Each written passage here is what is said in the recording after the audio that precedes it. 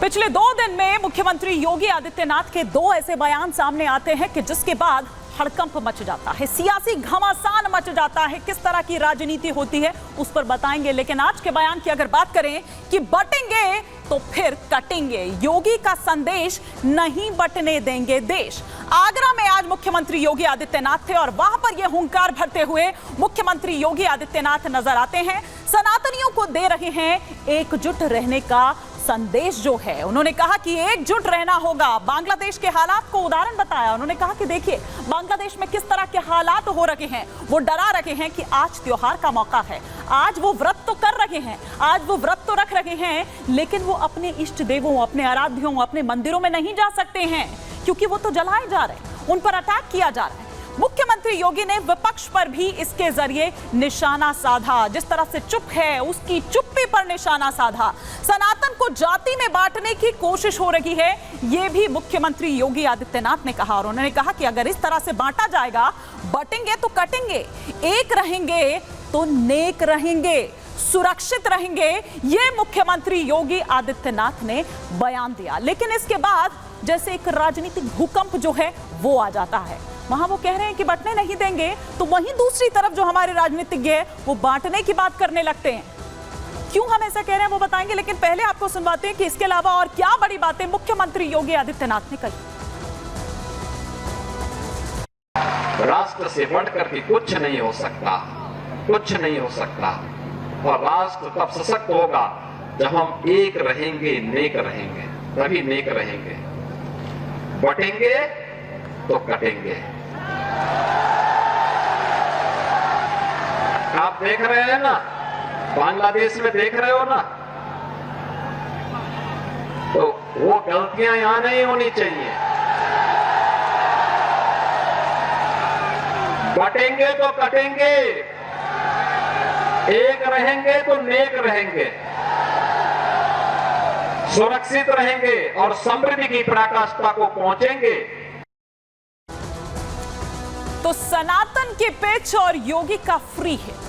कल मथुरा में थे, मैंने पहले भी कहा कि 2 दिन में 2 ऐसे बयान आते हैं कि राजनीतिक भूकंप आ जाता है।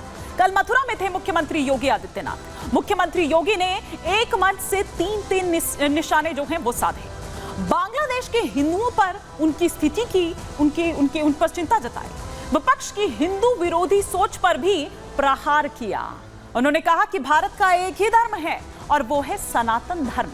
राष्ट्र सर्वोपरि है, राष्ट्र की कीमत पर कोई राजनीति ना हो। बांग्लादेश में हिंदू मारे जा रहे हैं, मंदिर तोड़े जा रहे हैं, उनको फिलिस्तीन दिखाई देता है लेकिन बांग्लादेश दिखाई नहीं देता है। वो ये कहते हैं कि बांग्लादेश पर कोई भी एक शब्द अपने मुंह से कहने को तैयार नहीं होता है, जबकि ऑल आइज ऑन रफा, इस तरह की जो ट्वीट हैं, इस तरह की जो तस्वीरें हैं वो जरूर दिखाई जाती हैं, उस पर जरूर बोला जाता है।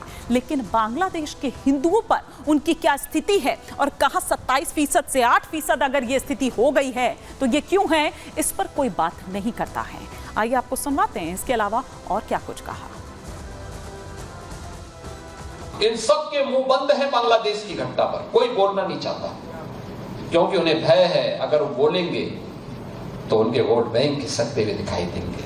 उनके पैरों के नीचे की जमीन जिस पर वे लोग खड़े हैं, वे अंगारे उनको ही जलाते हुए दिखाई दे रहे होंगे और इसलिए वे मौन हैं, बोल नहीं सकते। जो लोग दुनिया के अंदर अन्य मुद्दों पर बोलते हैं, मुखर होकर के बोलते हैं, उनको फिलिस्तीन दिखाई देता है लेकिन बांग्लादेश नहीं दिखाई देता। उनको दुनिया के अंदर अन्य जगह दिखाई देती है लेकिन बांग्लादेश नहीं दिखाई दे रहा है, क्योंकि वहां मंदिर तोड़े जा रहे हैं और हिंदू मारा जा रहा है, संतों पर अत्याचार हो रहा है। दुनिया के अंदर कोई देश ऐसा है, कोई मत, मजहब, संप्रदाय ऐसा है जो ये कह सकता हो कि उनकी उत्पत्ति भी इतनी पुरानी हुई हो? किसी के पास इतिहास नहीं, किसी के पास नहीं है। बहुत कहेगा, कोई 1400 साल का कहेगा, कोई 2000 वर्ष का कहेगा, कोई 2700 का कहेगा, कोई 3000 वर्ष का कहेगा। 3000 वर्ष पुराना दुनिया के अंदर कोई सेक्ट, कोई संप्रदाय, कोई मत और मजहब अपने आप को उससे पुराना नहीं बता सकता। उससे पहले क्या था कुछ भी पता नहीं था। और इसीलिए हम कहते हैं इस धरती का और खासतौर पर भारत का एक ही धर्म है, वो सनातन धर्म है। यही भारत का राष्ट्रीय धर्म है। तो एक तरफ योगी जी सनातन को बचाने की बात कर रहे हैं, वो सनातनियों को एकजुट रहने की अपील कर रहे हैं, एकजुट रहने की बात कर रहे हैं, लेकिन वहीं जहां मुख्यमंत्री योगी आदित्यनाथ हुंकार भरते हैं तो भाईजान उधर थर्राने लगते हैं। क्यों थर्रा रहे हैं भाईजान, क्या नजर आ रहा है उनको इसके पीछे, ये भी सुनिए। उनके राज में कई फॉल्स एनकाउंटर्स हुए अल्पसंख्यक समाज मुसलमानों के। उनके राज में आज भी बुलडोजर के जरिए मुसलमानों के घरों को तोड़ दिया जाता है। वो खुद हेट स्पीच देते हैं मुसलमानों के बारे में। योगी ने खुद कहा था ठोक देंगे। तो जब वो खुद इस तरह की बातें करते हैं और देश की अखंडता और यूनिटी की बात जब वो करते हैं, तो उनके मुंह से जब इतने सब अनाप शनाप बातें निकलती हैं, तो फिर वो तो कुछ और ही बात कर रहे हैं। तो बांटेंगे तो कटेंगे, भाई आप ही तो बांट रहे हैं। तो वैसे साहब ये कह रहे हैं कि बांटने की बात भी तो आप ही कर रहे हैं। इधर बांग्लादेश में हिंदुओं के अत्याचार पर दरअसल वो सभी का ध्यान आकर्षित करते हैं। बांग्लादेश में महज 8% हिंदू आबादी रह गई है। इस्लामिक कट्टरपंथियों के निशाने पर हैं हिंदुओं के घरों पर रोजाना वहां पर हमले हो रहे हैं। लेकिन ये यहां विपक्ष को नजर नहीं आता है। ये उन्होंने कहा कि हिंदुओं के मंदिरों को बनाया जा रहा है निशाना। इस्कॉन मंदिर को आग के हवाले कर दिया गया और आज लोग वहां पर जन्माष्टमी का पर्व मना रहे हैं। आज कई लोग ऐसे होंगे जो व्रती होंगे, व्रत रखे हुए होंगे जिन्होंने, लेकिन वो जा नहीं सकते उन मंदिरों में। कट्टरपंथियों ने मूर्तियों को भी तोड़ डाला है, प्रसिद्ध काली मंदिर को भी निशाना बनाया है।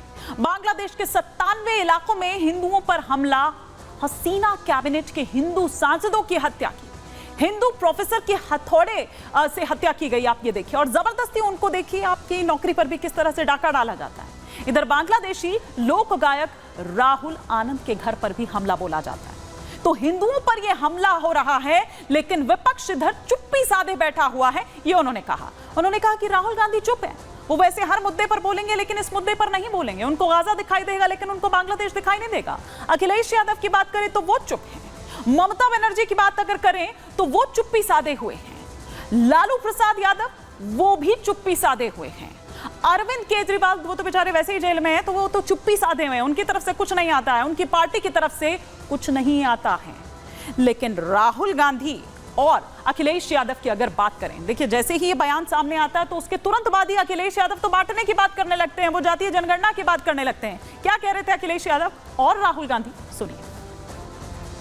मैं चाहता था कि बजट में जाति जनगणना की बात उठे, जो पूरा देश चाहता है। 90% हिंदुस्तान जाति, 95% जाति जनगणना चाहता है। कौन चाहते हैं? दलित चाहते हैं, आदिवासी चाहते हैं, पिछड़ा वर्ग चाहता है, गरीब जनरल कास्ट के लोग चाहते हैं, माइनॉरिटी चाहते हैं, सब चाहते हैं, क्योंकि सब लोगों को यह पता लगाना है कि हमारी भागीदारी कितनी है, हमारी हिस्सेदारी कितनी है। राजनीति का चक्र वहां पहुंच गया है कि हर दल आज जाति जनगणना की बात कर रहा है। अब हमें उम्मीद है कि जाति जनगणना भी होगी और जो डेटा तैयार होगा वो जनता के सामने लाया जाएगा। हम सब वो लोग हैं जो पीडीए परिवार का सम्मान चाहते हैं और सम्मान मिले उन्हें।